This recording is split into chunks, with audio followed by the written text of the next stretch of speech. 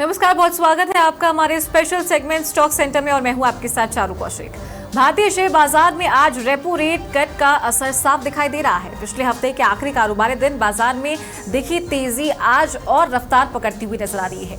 Sensex आज 350 अंकों से अधिक की तेजी के साथ 82,500 के आसपास कारोबार करता दिखाई दे रहा है, तो वहीं निफ्टी 100 अंकों से अधिक की बढ़त के साथ 25,100 और बैंक निफ्टी 350 से अधिक की बड़ी बढ़त के साथ में 56,900 के लेवल्स के आसपास ट्रेड कर रहा है।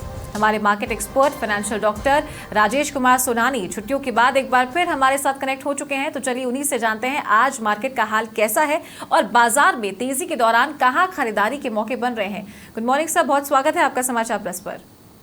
नमस्कार चारू जी। नमस्कार जी, तो कैसा है मार्केट का हाल आज? आज मार्केट की शुरुआत हुई है, पहला दिन है आज हफ्ते का। चारू जी, पिछले सोमवार को अपन लोगों ने बहुत क्लियर कट बात की थी कि आरबीआई अगर 25 पैसे भी इंटरेस्ट रेट कट कर देगा तो मार्केट में चौतरफा तेजी आएगी और रियल एस्टेट के शेयर्स काफी तेजी से भागेंगे। मंगलवार से शुक्रवार तक मैं भी छुट्टियों पे था, लेकिन आप लोगों ने सबने देखा कि शुक्रवार को जैसे ही रेपो रेट के अंदर आरबीआई ने कटौती करी, रियल एस्टेट के शेयर्स फट गए और बैंकिंग शेयर सारे शेयर्स अपना बहुत तेजी से भागे। शुक्रवार को बहुत तेजी रही और आज भी बहुत तेजी है, क्योंकि 50 पैसे इंटरेस्ट रेट कट होना एक अपने आप में बहुत बड़ी चीज है। अपनी जीडीपी की फोरकास्ट बहुत अच्छी आई है, तो अब एक बार बाजार दोबारा से पटरी पर आता हुआ दिखाई दे रहा है और हम लोग जल्दी ही ऑल टाइम न्यू हाई की तरफ चल रहे हैं। तो ओवरऑल मार्केट बहुत ज्यादा अच्छा लग रहा है शॉर्ट टर्म में। लॉन्ग टर्म की बात नहीं कर रहा, शॉर्ट टर्म में बाजार अभी बहुत अच्छा लग रहा है। राजेश जी, इस तेजी को सबसे ज्यादा सपोर्ट आईटी सेक्टर और पीएसयू बैंक्स दे रहे हैं। क्या यही सेक्टर आने वाले दिनों में भी मार्केट को लीड करते रहेंगे? पीएसयू सेक्टर और रियल एस्टेट लीड करेगा। आईटी सेक्टर तो टेम्परेरी एक इन्फोसिस के लिए बहुत अच्छा फेवरेबल डिसीजन आ गया, तो इन्फोसिस वगैरह सब लोग इसका आईटी सेक्टर चल रहा है। बाकी लॉन्ग टर्म के अंदर पीएसयू बैंक के साथ साथ मेरे को शॉर्ट टर्म में भी और मिड टर्म में भी लॉन्ग टर्म में भी रियल एस्टेट ज्यादा अच्छा लगता है। अभी एक साल तक रियल एस्टेट के अंदर अच्छी तेजी आएगी। आप लोगों ने गोदरेज प्रॉपर्टी का नाम लेकर बात की थी 2150-2200 में, वो 2500 रुपए का भाव बन गया। 5 ही दिन के अंदर उसने 15% से ऊपर के गेन दे दिए, रिटर्न्स दे दिए, तो आपके सारे दर्शकों को बहुत अच्छा मुनाफा भी हुआ है। तो रियल एस्टेट और बैंकिंग पीएसयू ज्यादा चलेंगे। आईटी में मैं इतना तेजी में अभी नहीं हूं। 9 जुलाई को ये टैरिफ का जो विवाद है पूरा, 9 जुलाई की कटआउट डेट है। 9 जुलाई को क्या यूएसए डिसीजन लेता है उसके हिसाब से आईटी के शेयर्स के ऊपर इंपैक्ट का मालूम चलेगा। ओके राजेश जी, अमेरिका की राजनीति में बड़ा घमासान मचा है, तो वहां टेक्नोलॉजी के किंग एलन मस्क और पूर्व राष्ट्रपति डोनाल्ड ट्रंप आमने सामने हो रहे हैं। तो क्या अमेरिका को नया विकल्प मिलेगा या फिर सियासी संकट बढ़ेगा? देखिए, नया विकल्प तो नहीं लगता मिलेगा, लेकिन डोनाल्ड ट्रंप साहब जिस तरीके से अब की काम कर रहे हैं सेकंड पारी में, पिछले 100-120 दिन में रोज उनकी बातों का उपहास बनने लगा। वो किसी चीज पर पक्के नहीं है। सुबह क्या बोलेंगे, 2 घंटे के बाद क्या बोलेंगे, 4 घंटे बाद क्या बोलेंगे। अब तो कभी कभी ये लगने लगा कि वो दिन भर शेयर बाजार में सट्टा खेल रहे हैं और अपनी पोजीशन के हिसाब से बोलने लगे हैं। कभी टैरिफ के ऊपर चाइना पे 140-150% टैरिफ कर देंगे, कभी दोबारा 10% पे आ जाएंगे। कभी भारत के लिए बोलेंगे 3% टैरिफ से सीधे भारत को बोला कि हम अपना 52% कर देंगे, 55% कर देंगे, फिर दोबारा से आ जाते हैं।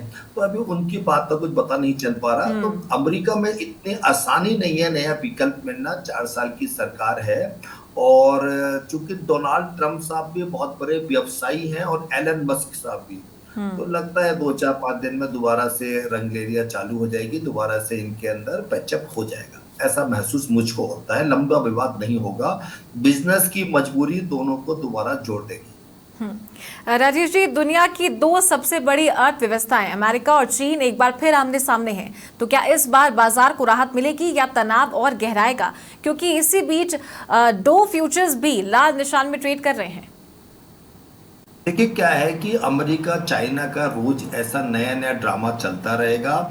एंड ऑफ द डे हमको ये देखना है कि भारत को किससे सबसे ज्यादा फायदा है। तो अमेरिका चाइना का, चूंकि अमेरिका के अंदर कई प्रोडक्ट ऐसे हैं जो चाइना ही उनका छोटा पार्ट बनाता है, तो चाइना को अमेरिका इग्नोर नहीं कर सकता। अब 100 रुपए की चीज के ऊपर अगर चाइना की चीज आ रही है जो चाइना में अमेरिका 50-75% टैरिफ लगा देगा, तो end of the day consumer की जेब से इतना पैसा जा रहा है। और अमेरिका में कई मैन्युफैक्चरिंग बिना चाइना के आइटम को हो नहीं सकती।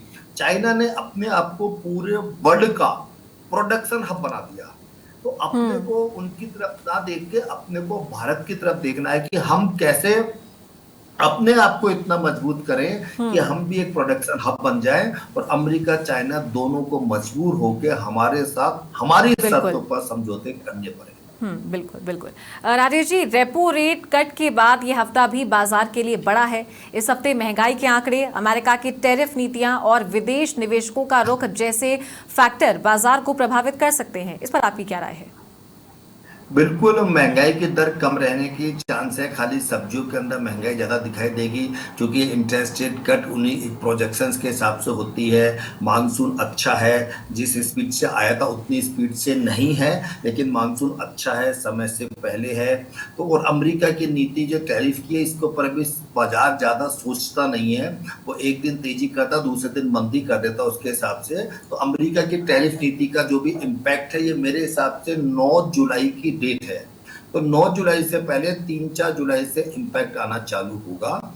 जून के महीने में कोई लंबा चौड़ा इम्पैक्ट नहीं आएगा। फॉरेन इंस्टीट्यूशंस की धीरे धीरे बाइंग आती जा रही है, भारत के अंदर उनका इंटरेस्ट बढ़ता जा रहा है। तो कोई, मुझे नहीं लगता कोई मेजर डिसीजन, कोई मेजर इम्पैक्ट हो बाजार में, ऐसा कोई डिसीजन इस वीक में आएगा।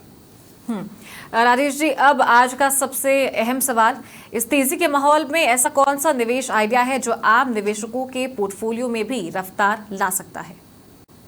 सबसे पहले तो हम ये बोलेंगे कि निफ्टी के अंदर तेजी करनी चाहिए। मैं एक निफ्टी का लेवल दे देता हूं जो अभी आपने नहीं दिया, 25,222 ये फ्यूचर का लेवल है, जून सीरीज का है। आज सुबह 25,230, 25,235 के आसपास बन चुका है। 25,222 के ऊपर अगर फ्यूचर दोबारा आता है, आंख बंद करके लेना चाहिए। 25,135 के स्टॉप लॉस से, यानी सिर्फ 90 पॉइंट का स्टॉप लॉस है। और इमीडिएट टारगेट है 25,380, 25,550, 25,670। यानी यहाँ पे 90-95 रुपए के स्टॉप लॉस के बाद तेजी के चांस 150, 300, 500 पॉइंट के हैं। इसके अंदर अपने को जरूर काम करना चाहिए, अच्छा लगता है। दूसरा, वोल्टाज के शेयर्स भयंकर गर्मी है। जैसे अगर आप जयपुर में देखें तो कल रोड पर निकलना मुश्किल था। 42-44 डिग्री, राजस्थान के कई हिस्सों में 45-46 डिग्री टेम्परेचर हो गया और 11-12 तारीख तक ऐसे ही टेम्परेचर की उम्मीद है। तो Voltas shares as per SEBI norms मेरी फैमिली का, मेरे प्रीमियम मेंबर्स का इसमें निवेश हो सकता है। वोल्टाज का फ्यूचर 1285 से 1295 के बीच में चल रहा है। इसके अंदर 3 से 10% की तेजी अगले 4-5-6 दिन में आने के चांसेस हैं। 2% का स्टॉप लॉस रख के 3 से 10% की तेजी के लिए वोल्टाज में काम कर सकते हैं। और स्मार्ट ट्रेडर्स, जयपुर की छोटी कंपनी है मोती सन्स, तो मोती सन्स के शेयर्स के अंदर स्मार्ट ट्रेडर्स ट्रेडिंग कर सकते हैं। अगेन मेरा इसमें निवेश हो सकता है। इसमें भी 10 से 25% की तेजी इसी वीक में आने की पूरी संभावना है। ठीक है सर, बहुत शुक्रिया आपका हमारे साथ जुड़ने के लिए। तो ये थे फाइनेंशियल डॉक्टर राजेश जी। रोज हमारे साथ जुड़े हैं, रोज आपको टिप्स देते हैं कि कहाँ आपको इन्वेस्ट करना चाहिए और साथ ही मार्केट में रोज किन नई चीज़ों के साथ में डील करना है उसको लेकर के भी आपको जानकारी देते हैं। और इसी के साथ स्पेशल सेगमेंट स्टॉक सेंटर में फिलहाल इतना ही। नमस्कार।